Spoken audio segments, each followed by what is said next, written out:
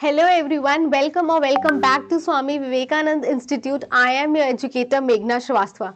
So हम start किया है हमने cell communication and cell signaling unit, जो कि आपकी 4th यूनिट है। इंट्रोडक्शन का क्लास जा चुका है, जहां पर मैंने आपको इंट्रोडक्शन दिया है कि हमें पढ़ना क्या है इस यूनिट में, ठीक है। एंड मैं आपको बता दूं कि सेल बायोलॉजी हमारी कंप्लीट हो गई है। प्लेलिस्ट में जाकर के आप उसके वीडियोस देख सकते हैं। एंड ये भी एक नोटिस है कि आपका MTW में नहीं सॉरी MWF में, हाँ, मंडे वेंसडे एंड फ्राइडे आपकी लाइव क्लास जाती है, जहां पर आप लाइव आकर के PYQs अटेम्प्ट कर सकते हैं। PYQs की क्लास जाती है एंड साथ में कुछ इंपॉर्टेंट टॉपिक्स भी मैं डिस्कस करती हूँ रिलेटेड टू द यूनिट्स, ठीक है। सो आज की क्लास में मैं आपको रिसेप्टर्स के बारे में पढ़ाऊंगी। लास्ट क्लास में हमने पढ़ा था कि जो हमारे सेल सिग्नलिंग है उसमें टाइप्स ऑफ सिग्नलिंग पढ़ी थी, रिसेप्टर्स के बारे में पढ़ा था। आज हमें पढ़ना है सेल सरफेस रिसेप्टर्स के बारे में और स्पेसिफिकली GPCR के बारे में आज मैं आपको बताऊंगी। GPCR का इंट्रोडक्शन देख लेंगे, बाकी rest of the signalling next part में देखेंगे। So this is the part 1 of GPCR। Start करते हैं विदाउट एनी डिले।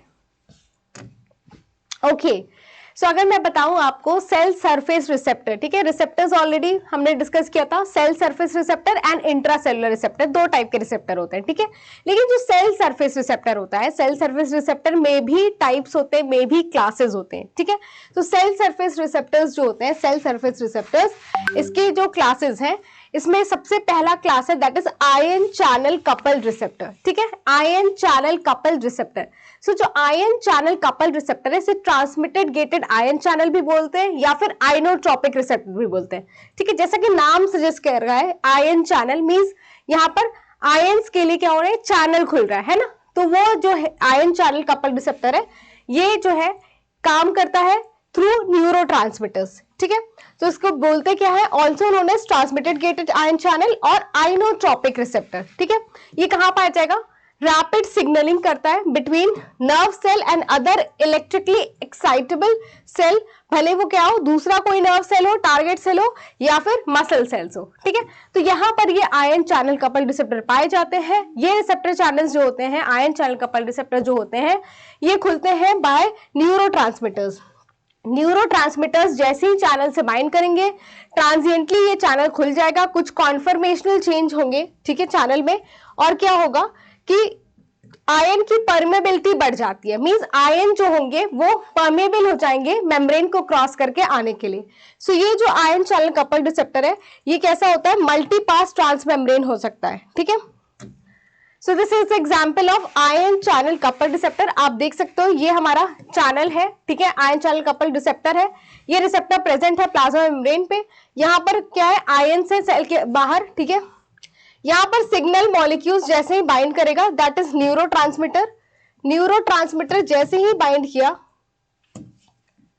तो न्यूरोट्रांसमिटर की बाइंड करने से ये चैनल खुल जाएगा और आयंस हमारे सेल के अंदर आ जाएंगे। सो ये जो आयन चैनल कपल्ड रिसेप्टर है, ये पाया जाता है कहां पर, साइनेप्टिक सेल पे, न्यूरॉन पे। और इनका टारगेट सेल क्या होता है, कोई दूसरा मसल सेल्स या फिर दूसरा कोई एक्साइटेबल, इलेक्ट्रिकली एक्साइटेबल सेल्स, ठीक है। सो ये आपका फर्स्ट क्लास हो गया of cell surface receptor. Ion channel coupled receptor कहां प्रेजेंट है, सेल के सरफेस पे, ठीक है। दूसरा जो यहाँ पर चैनल रिसेप्टर की बात की गई है, ये हमारा है जी प्रोटीन कपल्ड रिसेप्टर और GPCR।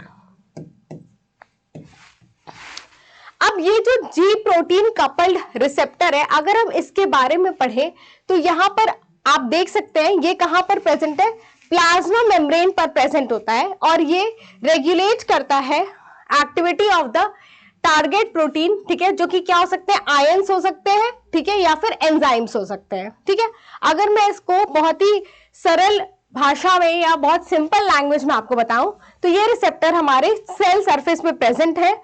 ये रिसेप्टर क्या होते हैं, एक्टिवेट होते हैं किसी लिगेंड मॉलिक्यूल से। अलग अलग तरह के लिगेंड्स होते हैं यहाँ पर, वो भी हम पढ़ेंगे कौन से लिगेंड्स। ये रिसेप्टर जब एक्टिवेट होंगे लिगेंड की बाइंडिंग से, तो ये एक्टिवेट करते हैं एक प्रोटीन को जिसका नाम है जी protein. After the activation of ji protein, ये रिसेप्टर क्या कर, जी प्रोटीन जब एक्टिव होगा तो क्या करेगा, वो सिग्नल को पास करता है और एक्टिवेट करता है इफेक्टर प्रोटीन को, जो कि मेम्ब्रेन पे ही प्रेजेंट होते हैं, और वो इफेक्टर प्रोटीन क्या हो सकते हैं, एंजाइम्स हो सकते हैं या फिर आयन चैनल हो सकते हैं, ठीक है। सो इस तरीके से ये रिसेप्टर जो होता है ये प्लाज्मा मेम्ब्रेन पे प्रेजेंट होता है, सेल सरफेस रिसेप्टर बोलते हैं, ठीक है। यहाँ पर जो जी प्रोटीन है जिसकी बात की जा रही है वो एक हेट्रोट्राइमेरिक जी प्रोटीन होता है, मींस वो 3 अलग सब यूनिट्स का बना होता है, ठीक है। सो जी प्रोटीन यहाँ पर क्या है, हेट्रोट्राइमेरिक है। क्या है, हेट्रोट्राइमेरिक। हेट्रोट्राइमेरिक है, 3 सब यूनिट का बना होता है, अल्फा बीटा एंड गामा, ठीक है।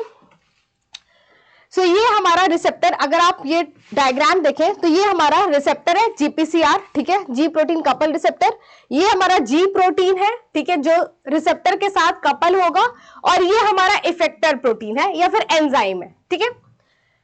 अगेन यहाँ पर आप देख रहे हो सिग्नल मॉलिक्यूल बाइंड हो रहा है, जी हमारा जीपीसीआर जो हमारा रिसेप्टर है वो एक्टिवेट हो रहा है, रिसेप्टर एक्टिवेट हो रहा है तो जी प्रोटीन को एक्टिवेट कर रहा है, जो पहले अलग था अब वो क्या हो गया है, एक्टिवेट हो रहा है। कैसे एक्टिवेट हो रहा है अभी हम पढ़ेंगे। एंड ये एक्टिव होगा तो ये एक्टिवेट करेगा किसको, यहाँ पर किसी एंजाइम को या फिर आयन चैनल को, ठीक है, आयन चैनल को या फिर एंजाइम को। सो यहाँ पर आप देख सकते हैं एक्टिवेटेड जी प्रोटीन कैसे एंजाइम से बाइंड करके उसे एक्टिवेट कर रहा है। सो ये एक जनरल मैकेनिज्म या जनरल एक स्टेटमेंट है या फिर जनरल एक यहाँ पे डिस्कशन है कि कैसे जी प्रोटीन कपल रिसेप्टर क्या होते हैं और कैसे काम करते हैं। So G protein coupled receptor cell की सरफेस पे प्रेजेंट होते हैं, ये डार्क ग्रीन कलर का आप देख सकते हो, और ये कपल्ड होते हैं विद अ जी प्रोटीन, ठीक है। तो ये एक कपल्ड है एक प्रोटीन से जो कि प्लाज्मा मेम्ब्रेन में ही प्रेजेंट है, that is the ji protein. ये कैसा है, जी प्रोटीन हेट्रोट्राइमेरिक है, मींस 3 अलग सब यूनिट का बना है, अल्फा बीटा एंड गामा, ठीक है। और ये जब एक्टिवेट होते हैं लिगेंड बाइंडिंग से तो जी प्रोटीन को एक्टिवेट करते हैं, रिसेप्टर एक्टिवेट होगा लिगेंड से और एक्टिवेट करेगा जी प्रोटीन को, और जी प्रोटीन क्या करेंगे, एक्टिवेट करेंगे एंजाइम को या फिर आयन चैनल को। इस तरीके से ये जी प्रोटीन कपल रिसेप्टर का एक्टिवेशन होता है, ठीक है। सो ये हमें पढ़ना है काफी डिटेल में जीपीसीआर के बारे में, और आज की क्लास में मैं यही डिस्कस करने वाली हूँ। अब आगे बढ़ते हैं, हमने डिस्कस कर लिया, एक है आयन चैनल कपल रिसेप्टर, दूसरा हमने पढ़ लिया किसके बारे में, जीपीसीआर के बारे में। तीसरा कौन सा रिसेप्टर है जो कि सेल सरफेस रिसेप्टर है, ये है हमारा एंजाइम कपल रिसेप्टर, ठीक है। ये क्या होता है, एंजाइम कपल रिसेप्टर जो होते हैं ये क्या फंक्शन करते हैं एंजाइम के साथ या फिर ये एसोसिएट करते हैं एंजाइम के साथ, और इस तरीके से सिग्नल रिले होता है, ठीक है। यहाँ पर आप अगर यहाँ पर देखो, ये जो एंजाइम कपल रिसेप्टर है ये इनएक्टिव मोनोमरिक फॉर्म में प्रेजेंट होते हैं मेम्ब्रेन पर, सेल के सरफेस पर। जैसे ही लिगेंड मॉलिक्यूल आकर बाइंड करता है ये डाइमराइज होते हैं, और इनका जो कैटालिटिक डोमेन है, इनका जो साइटोप्लाज्मिक डोमेन है, ये जो साइटोप्लाज्मिक डोमेन है ये खुद एंजाइम की तरह काम करता है, ठीक है। या तो ये खुद काम करता है, और किसी केस में कुछ क्लासेस में हम देखेंगे कि ये जो हमारा साइटोप्लाज्मिक डोमेन है ये एंजाइम की तरह काम नहीं करता है, इससे एंजाइम आकर लिंक होता है और वो एंजाइमेटिक एक्टिविटी शो करता है। अगर मैं आपको डिटेल में बताऊं एंजाइम लिंक्ड कपल रिसेप्टर के बारे में, तो इस तरीके से हमारा रिसेप्टर प्रेजेंट होता है मेम्ब्रेन पे मोनोमरिक इनएक्टिव फॉर्म में प्रेजेंट होता है। लिगेंड बाइंडिंग के बाद ये डाइमर फॉर्म करता है, ठीक है। ये जो हमारा रिसेप्टर है इसके पास एक एक्स्ट्रा सेलुलर डोमेन होता है, एक्स्ट्रा सेलुलर डोमेन होता है जिससे लिगेंड आकर बाइंड करता है, ठीक है। एक ट्रांस मेम्ब्रेन डोमेन होता है, ट्रांस मेम्ब्रेन डोमेन जो कि स्पैन करता है प्लाज्मा मेम्ब्रेन को, ट्रांस मेम्ब्रेन डोमेन। और जो लास्ट में जो डोमेन होता है ये हमारा है साइटोप्लाज्मिक डोमेन। ये जो साइटोप्लाज्मिक डोमेन होता है एंजाइम कपल रिसेप्टर में, ये साइटोप्लाज्मिक डोमेन कैसा होता है, कैटालिटिक होता है, कैटालिटिक या फिर एंजाइमेटिक होता है। इसके पास एंजाइमेटिक एक्टिविटी होती है, मतलब ये एंजाइम की तरह काम करता है, एंजाइमेटिक एक्टिविटी। और कुछ केसेस में देखा गया है, इनके जैसे क्लासेस लिखे हैं, तो दूसरे क्लास में क्या होता है, ये जो हमारा साइटोप्लाज्मिक डोमेन है इससे एक एंजाइम आकर लिंक होता है। यहां पर हमने देखा कि साइटोप्लाज्मिक डोमेन ही एंजाइमेटिक एक्टिविटी शो कर रहे हैं, बट दूसरे क्लास में क्या होता है कि साइटोप्लाज्मिक डोमेन से कोई दूसरा एंजाइम आकर लिंक होता है और वहां पर फिर एंजाइमेटिक एक्टिविटी शो होती है। यहाँ पर आप एंजाइम लिंक कपल रिसेप्टर के कुछ क्लासेस देख रहे हैं जिसे हमें डिटेल में पढ़ना है। एक है आरटीके, दूसरा है tyrosine kinase associated receptor, third is the receptor serine threonine kinase. ये हमारा तीसरा टाइप का सेल सरफेस रिसेप्टर है, एंजाइम लिंक रिसेप्टर। सो हमने क्या क्या देख लिया, सेल सरफेस रिसेप्टर का एक हमने बेसिक आइडिया देख लिया कि कौन कौन से रिसेप्टर्स होते हैं। फर्स्ट था हमारा आयन चैनल कपल रिसेप्टर, दूसरा था जी प्रोटीन कपल रिसेप्टर, तीसरा है एंजाइम लिंक्ड रिसेप्टर। ठीक है, तो ये 3 रिसेप्टर है और इन तीनों को हमें पढ़ना है काफी डिटेल में। सबसे पहले स्टार्ट करते हैं with GPCR. Ion channel couple receptor को हमने देख लिया है, उसके बारे में हमने पढ़ लिया है। हमें डिस्कस करना है जीपीसीआर। जीपीसीआर की से रिलेटेड सिग्नलिंग हमें पढ़नी है, जो भी सिग्नलिंग हमारे सिलेबस में है, और इसके बाद हम स्टार्ट करेंगे एंजाइम लिंक्ड रिसेप्टर्स, जिसमें ये तीनों क्लास हमें काफी डिटेल में डिस्कस करना है। तो इस तरीके से आपका सेल सिग्नलिंग का पोर्शन कंप्लीट हो जाएगा।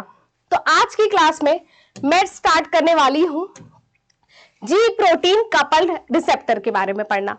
इस रिसेप्टर्स के बारे में पढ़ने से पहले एक इंफॉर्मेशन या एक जानकारी मैं आपको देना चाहती हूं, that is about the signalling. ठीक है, ये जो रिसेप्टर्स के बारे में हम पढ़ने जा रहे हैं, यहां पर ये सिग्नलिंग समझना पहले इंपॉर्टेंट है। ठीक है, ये एक्टिवेशन इनएक्टिवेशन के बारे में। सबसे पहले आप इस डायग्राम को देखेंगे, यहां पर आप देख रहे हैं जब सिग्नल मिल रहा है, ठीक है, जब सिग्नल मिलता है तो प्रोटीन काइनेज पे फॉस्फोरिलेशन होता है। ठीक है, एटीपी का यूज करके फॉस्फोरिलेशन होता है। फॉस्फोरिलेशन का मतलब फॉस्फेट का एडिशन।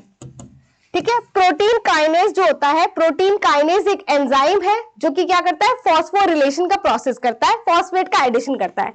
फॉस्फेट एडिशन के बाद आप देख रहे हो सिग्नल क्या हो गया, ये एक्टिव हो गया है ना, ये एक्टिव हो गया। और यहां पर काइनेजेस जैसे फॉस्फेट को ऐड करके एक्टिवेशन कर रहे हैं, वहीं पर फॉस्फेटेज जो होते हैं ये फॉस्फेट को रिमूव करके वापस से सिग्नल को ऑफ करते हैं। ठीक है, तो ये आपका काम आएगा एंजाइम लिंक्ड रिसेप्टर में, जहां पर हम देखेंगे फॉस्फोरिलेशन और डीफॉस्फोरिलेशन का प्रोसेस बार बार। और ये जो दूसरा वाला आप देख रहे हैं सिग्नलिंग बाय जीटीपी बाइंडिंग, ये हमें काम आएगा किसमें, जी प्रोटीन कपल रिसेप्टर में। सबसे पहले आप देख रहे हो कि यहाँ पर ऑफ है, ठीक है, सिग्नल सब कुछ ऑफ है, इनएक्टिव है, और यहाँ पर जीडीपी बाउंड है। It means GDP bound state में इनएक्टिव होती हैं चीजें और क्या होती है, ऑफ होती हैं। ठीक है, इनएक्टिव होता है और ऑफ होता है। इसके बाद जीटीपी बाइंडिंग से क्या होता है, जीडीपी रिमूव होकर जीटीपी बाइंड कर रहा है। जीटीपी बाइंडिंग से सब कुछ ऑन हो गया, एक्टिव हो गया, और वापस से जब जीटीपी की हाइड्रोलिसिस की जाती है, मतलब जीटीपी को वापस से ब्रेक किया जाता है जीडीपी और इनऑर्गेनिक फॉस्फेट में, ठीक है, तो वापस से ऑफ हो जाता है। तो ये आपको सिग्नलिंग का, ये जो सिग्नलिंग जीटीपी बाइंडिंग से होती है, ये आपको पढ़ना है जीपीसीआर में।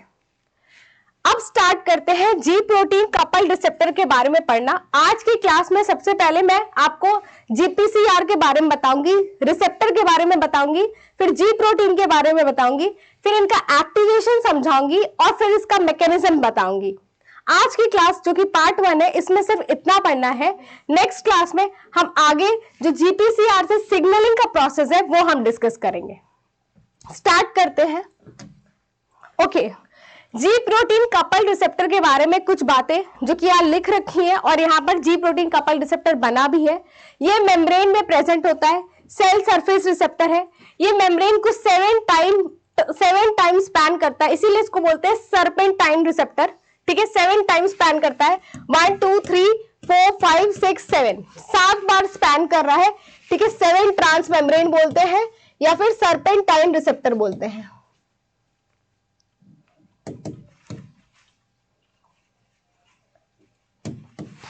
ये एक लार्जेस्ट फैमिली का सेल सरफेस रिसेप्टर से बिलोंग करता है।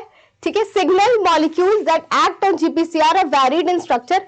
अब यहाँ पर जो जीपीसीआर को एक्टिवेट करने वाले सिग्नल मॉलिक्यूल या फिर लिगेंड है, वो अलग अलग वैरायटी और स्ट्रक्चर के होते हैं।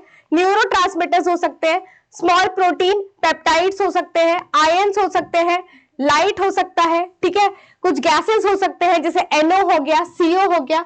ठीक है, fatty acid, photon of light, ये सारे अमीनो एसिड्स के डेरिवेटिव्स, टेस्ट, स्मेल, ये सारी चीजें एक्टिवेट कर देती हैं रिसेप्टर को।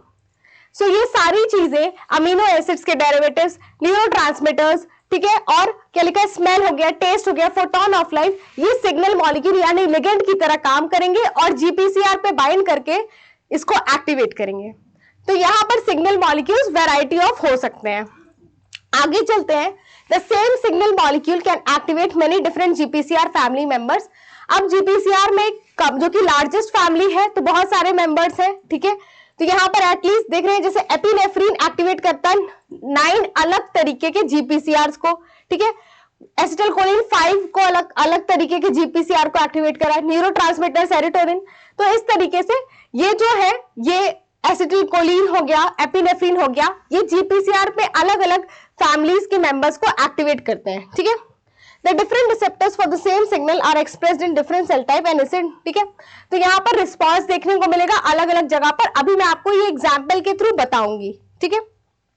अगेन यहाँ पर जीपीसीआर से रिलेटेड कुछ पॉइंट्स मेंशन्ड है। सो मेन पॉइंट आपका यही है कि ये जो जी प्रोटीन रिसेप्टर, कपल्ड रिसेप्टर है, ये मेम्ब्रेन पे, सेल मेम्ब्रेन पे बाउंड होता है, ठीक है। और ये सर्पेंटाइन है, मेम्ब्रेन को 7 टाइम्स स्पैन करता है। इसका एन टर्मिनल एक्स्ट्रासेलुलर स्पेस में है और सी टर्मिनल साइटोसॉल में है, ठीक है।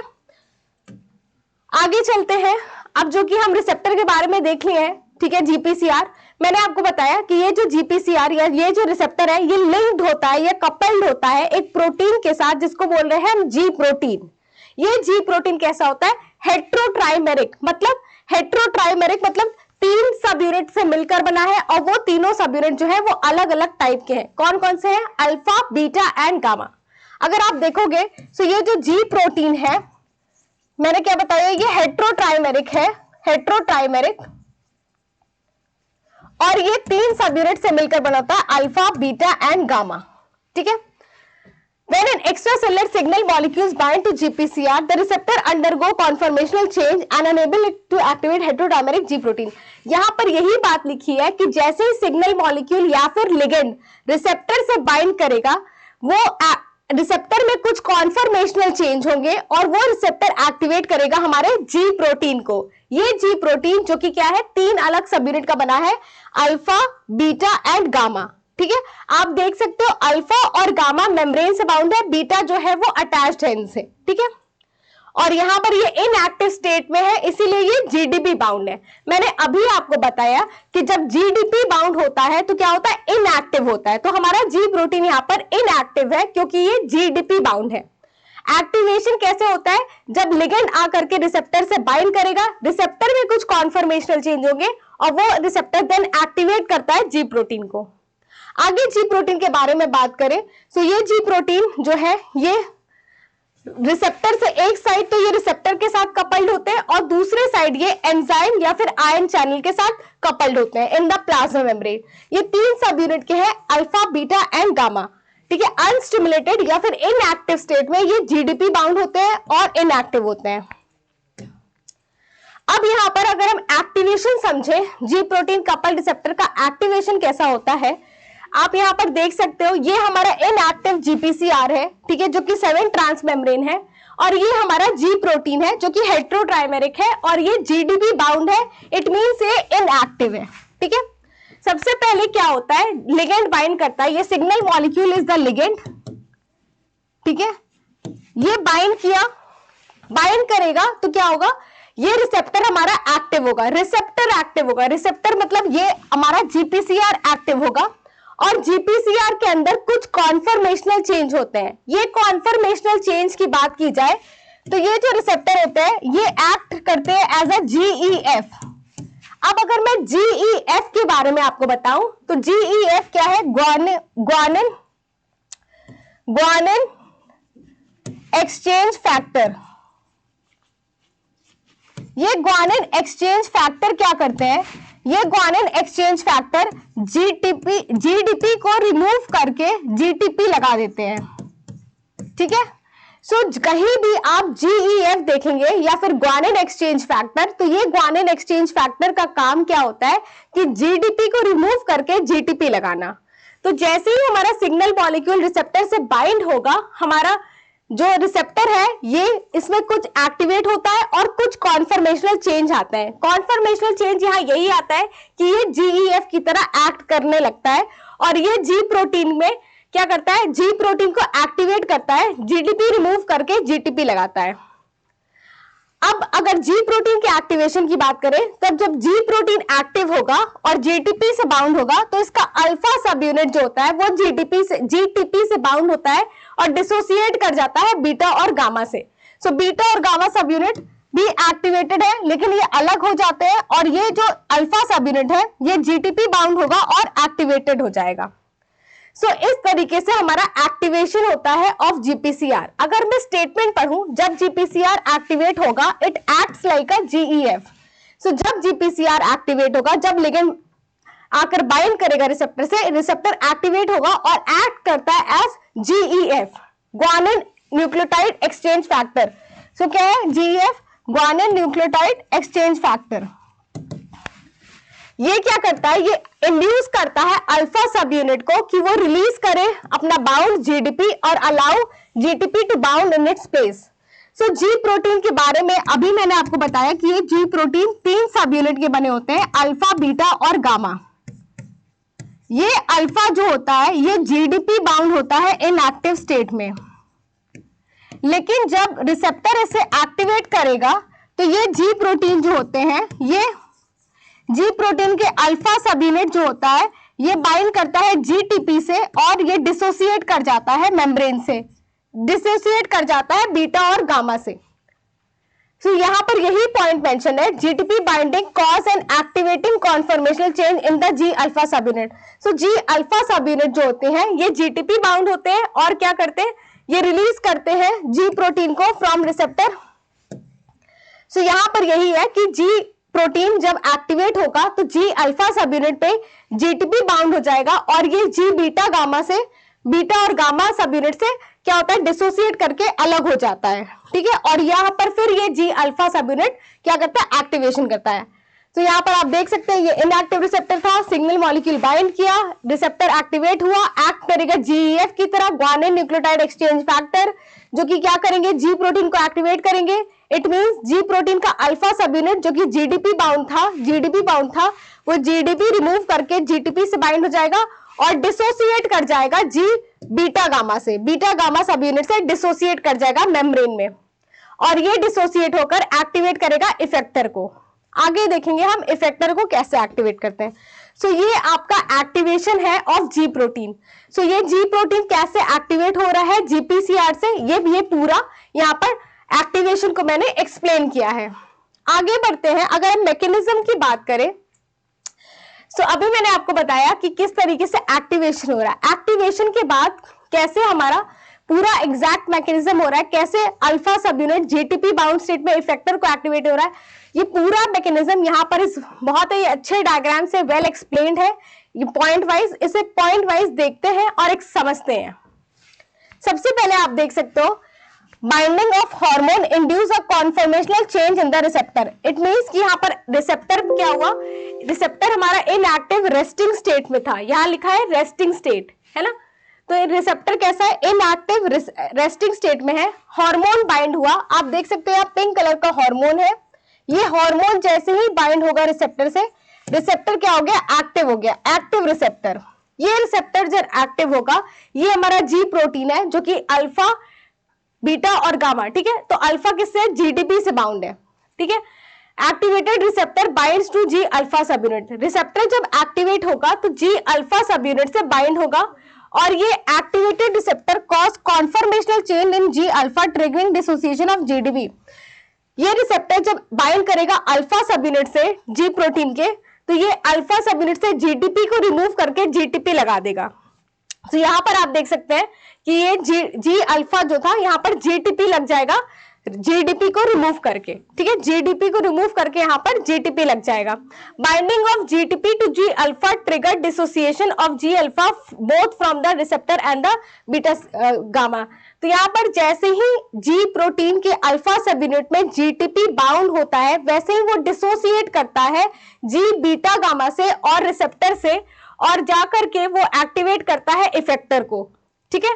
So hormone dissociate from the receptor, G alpha bind to effector, ठीक है। तो यहाँ पर आप हार्मोन भी निकल जाएगा और ये जो जी अल्फा सब यूनिट जो जीटीपी बाउंड है ये इफेक्टर को एक्टिवेट करेगा। इफेक्टर को एक्टिवेट करने के बाद वापस से ये नॉर्मल हो जाएगा, hydrolysis of GTP to GDP cause G alpha to dissociate from effector and reassociate with beta gamma.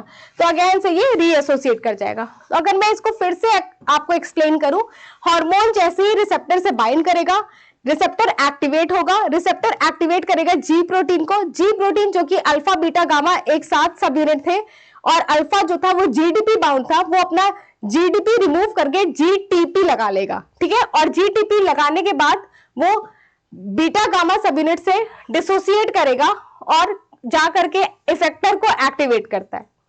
ये हमारा एक पूरा एक्टिवेशन का मैकेनिज्म है ऑफ जी प्रोटीन। किस तरीके से कैसे क्या हो रहा है, पहले रिसेप्टर एक्टिवेट होता है लिगेंड बाइंडिंग से, रिसेप्टर एक्टिवेट होने के बाद क्या होता है, रिसेप्टर में कॉन्फॉर्मेशनल चेंज आते हैं, receptor acts like a GEF that is guanine nucleotide exchange factor.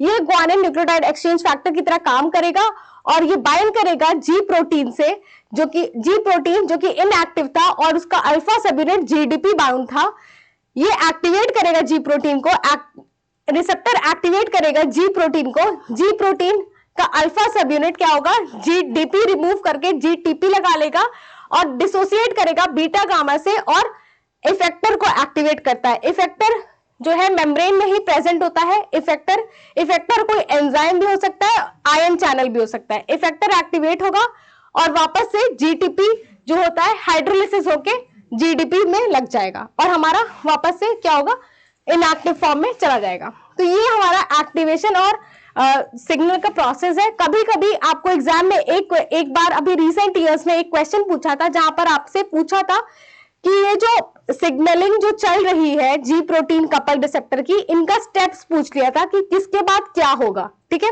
I think 2022 का ही क्वेश्चन था।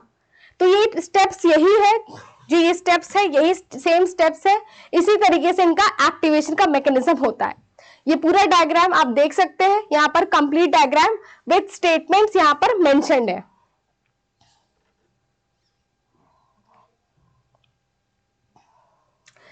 अब इस स्लाइड में आप देख सकते हैं examples of physiological processes mediated by GPCRs and heterodimeric G protein.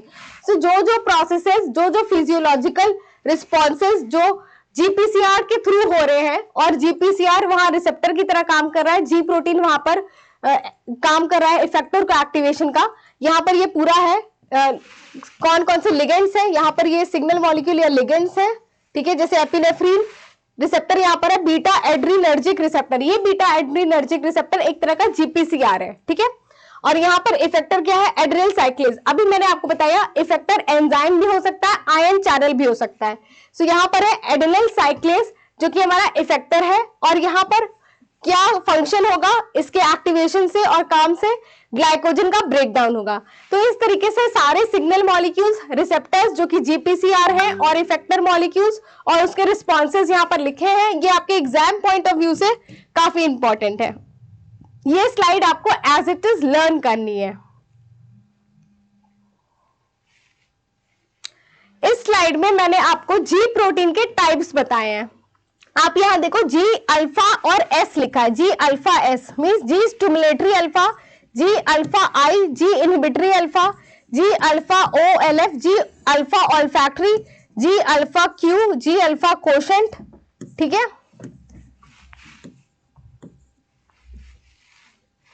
और जी अल्फा नॉट है यहाँ और जी अल्फा स्टिमुलेटरी, जी अल्फा टी ट्रांसड्यूसिन, ठीक है।